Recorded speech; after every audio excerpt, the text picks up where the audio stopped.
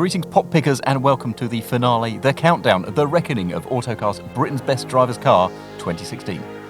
Now we've been doing this contest every year for more than a quarter of a century. We take the best new sports cars we've driven each year, put them all together and see, bluntly, which is the most fun to drive. Here then is the roundup and the reasoning. In 11th place is BMW's M4 GTS, a car I think should be placed rather higher because on track it reminds me of the Mercedes C63 Black Series. But each of our testers gets a vote, and as we have discovered so often recently, not everybody likes the way democracy works. But on a track, trust me, the M4 GTS is a fabulous car. Yeah, well, that was pretty clear to me straight away when I drove it that the suspension was a very tricky and complicated bit of kit. If you bought one, you'd spend years and years messing about with the suspension on track days and probably never find what you thought was the perfect setting, but all we needed was a lift and every spanner in the toolkit. Exactly. Yeah, it feels like a racing car to me. I think it's great. Turns in well, loads of power. A lot like the old Black Series, the C63 Black Series. In fact, if it was a better road car, it would have done what the Black Series did here 6-7 years ago, which is nearly win it, I reckon. The M4 GTS is beaten by Ford's Focus RS. Now, we did consider bringing a Volkswagen Golf GTI Club Sport S along to this contest, but in the end, we reckoned the Focus RS was still the hot hatch to beat. I think you'd just flog a Club Sport S to death, wouldn't you? But it's always about the front end and managing the front end, whereas that's quite involving and quite engaging in a way the Golf isn't. It feels a bit unsophisticated, so that it's not got as much grip ultimately, and ability to chuck itself a bit sideways. It kind of, for me, it winds up feeling like a bit of a gimmick because when you're going fast enough, you just want it to be predictable and you want the balance, but you don't want it to suddenly decide that now is the right time to sort of give you a load of... To give you 70% to the back. Yeah, exactly. But it works best when you're sort of 8 or 9 tenths. Yeah, but I quite like that. I quite like the fact that it's not really tuned for lap times because who really cares? Yeah, it's tuned for going round and roundabout. Yeah, that you can drive everything else here, jump in that, and still have quite a lot of fun. So there's quite a lot about it, doesn't it? Actually? Yeah. In 9th position is Jaguar's F-Type SVR, the go-faster F-Type that is also more complete, more competent, and oddly slightly less leery and wild than the lesser R model. I reckon it's better on road than on circuit, but it is good fun in any company. Given that it's heavier than the Honda, Yeah, incredibly heavy. I think It is. I think it's remarkable how good it is, really. But I thought it was really struck with it on the road. I think it was really, really nice compromise. It's a lot broader, in its appeal to me dynamically because it can be up on its toes and you can get a bit of adjustability out of it. Yeah, I agree. That's quite nicely rounded. It's quite usable, isn't it? It's quite. But it's not. I'm not sure it's the one I'd have still. 8th place is where things start to get serious. If you really wanted to, you could make an argument that the BMW M2 is good enough to finish on the podium in this contest. That is how close this competition is. That's how good all of these cars are. And the M2 is terrific. Really engaging, really adjustable, but just up against some of the finest sports cars ever made. Everybody likes the M2. It's just a lovely, simple, direct thing, isn't it? It's just it's not hard to understand at all. It just does what it does, and it's a lot of fun. I think next to the Cayman, which is its nearest natural rival, it doesn't do as much on the road for me. It's not as easy to place. It's not as it just doesn't feel sophisticated to me. It's just always on the move. It feels muscly. It's characterful, but I don't think it's quite as advanced. Yeah.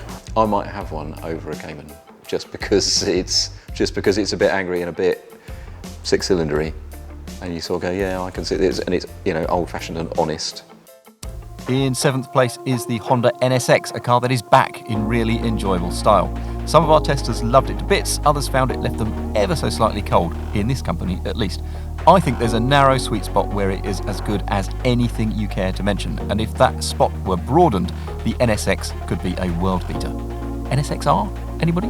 I would have liked the NSX to do better, just because I would have personally liked to see it higher up for sentimental reasons than because I think it deserved to. Liked it marginally less on the road over here because it's quite wide. To be fair, the SVR rides better on the road than that does. Yeah, true. It's just a question of finish. If I was golfing, I'm sure I would prefer the SVR. When they sort the ride out on that, it'll be a million times better. It's either too firm and brittle or too soft at the moment. If you drive it just so that you're not hooning, oh, it's perfect. Yeah, really sweet, really lovely.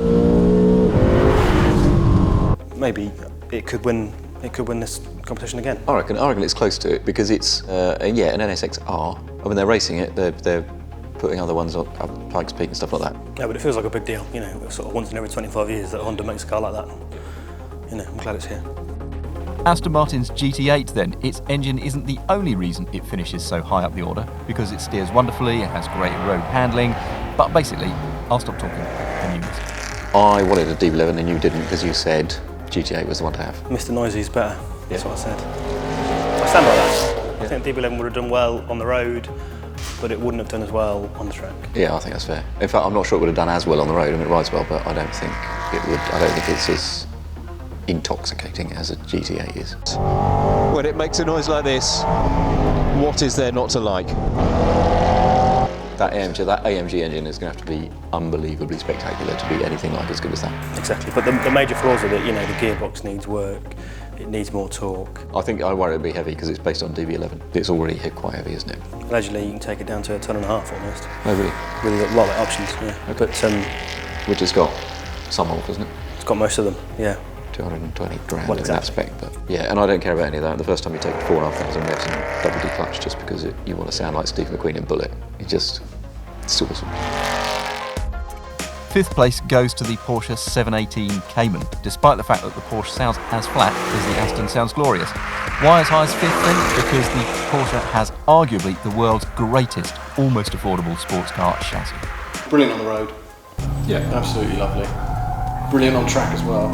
Yeah. What more do you want from a mid-engine affordable sports car? Well, I want more power. Just wish it sounded a bit better.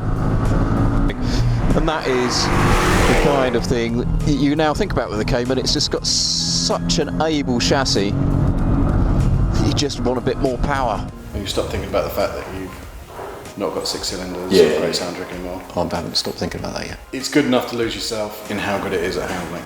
Yeah, world-class chassis, ordinary engine. In fourth place then is the McLaren 570S. There is a brilliant chassis underneath this car. Maybe it needs a bit less turbo lag, maybe it needs a limited slip differential, but what I can tell you is that despite having 570 horsepower, it is absolutely engaging on the road and fabulous on a circuit. It is a huge amount of fun. McLaren is a young company, still a young company, but with a 570 it has created an absolutely world-class junior supercar, ridiculous, 570 horsepower. There is nothing around it which does what it does. I mean, I think it's finished where it probably deserved, but if you look about the difference in price between it And this. and the 675, Yeah, I feel slightly there's bad not for it.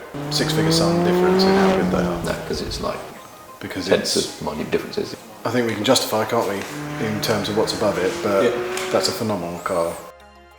We have two cars in second place, or third place, as you prefer, which means the Ferrari 488 GTB, last year's winner in this contest, came within a whisker of retaining its title.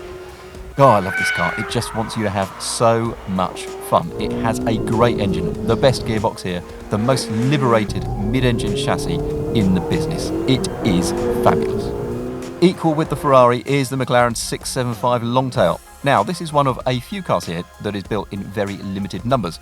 Should that exclude them from the contest? Well, answers on a postcard. All we know is that we set out to test the best sports cars of the year, and the Longtail, unequivocally, is one of them. It's the fastest here, it has masses of integrity, and it feels like it could lap at speed all day long. I know what I'd have, and it's got a Ferrari badge. What would you have? I would have the McLaren, because I You think will. it is just enough better as a road car, better steering, easier to place. It's sensational, but I think the Ferrari takes itself a bit less serious. It does what really good, proper hardcore drivers cars do, and that is gives you something to work on. You know, it sort of says, no, I'm not easy to drive.